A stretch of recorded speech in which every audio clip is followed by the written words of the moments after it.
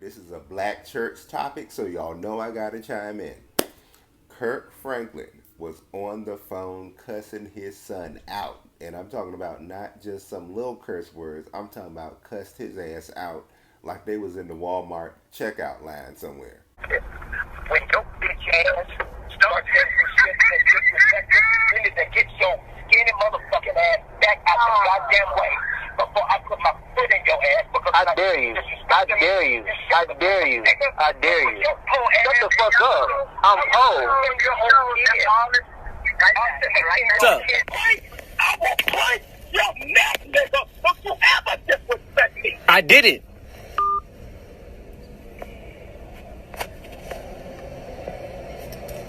He just hung up the phone.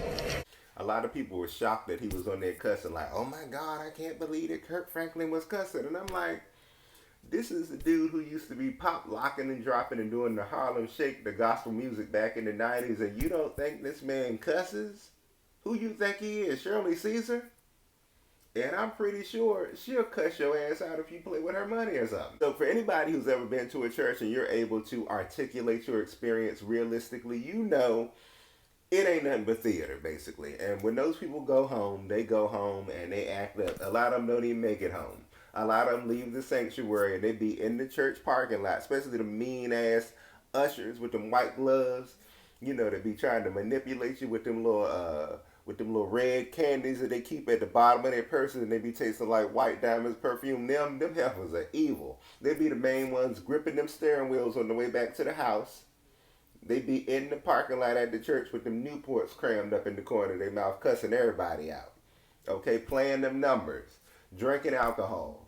People be sleeping with other people in the church. The pastors be cheating on their wives. So none of this stuff is new. Of course, if all that stuff goes on and we know it, even though we don't like to act like that stuff is going on, of course the man cusses. Okay, and he probably do be fucking his son up because a lot of abuse goes on in the church that we don't like to talk about.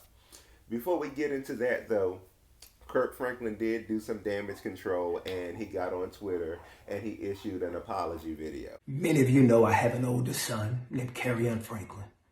In May, he'll be 33.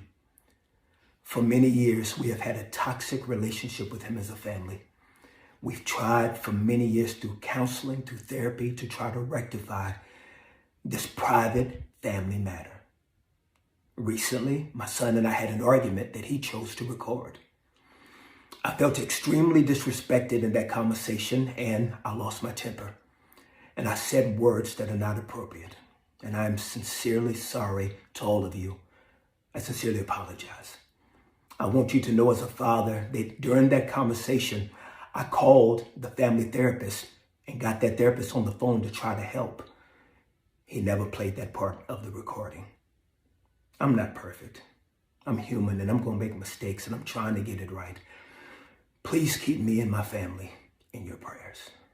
I'm not going to lie.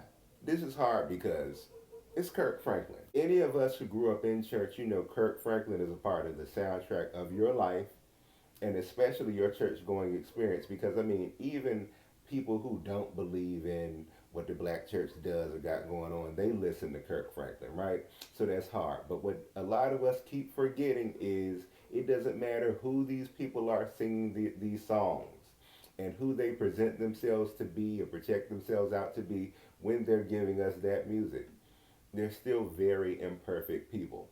And, you know, especially in the church, I think there needs to be added emphasis on the fact that just because you are in a church and just because you are a gospel singer or a pastor or an evangelist or whatever, that people shouldn't put anything past you.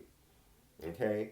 And sure, this man is an outstanding, pioneering, trailblazing gospel singer, but that doesn't mean that he also can't at the same time be a piece of crap daddy. I understand that families go through things, but at the same time, let's not act like a lot of parents in our community are not toxic.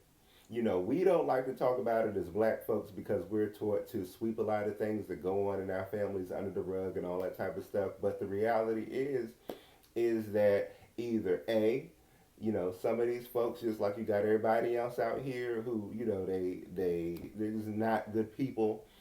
Sometimes you might mess around and get a parent who's just not a good person.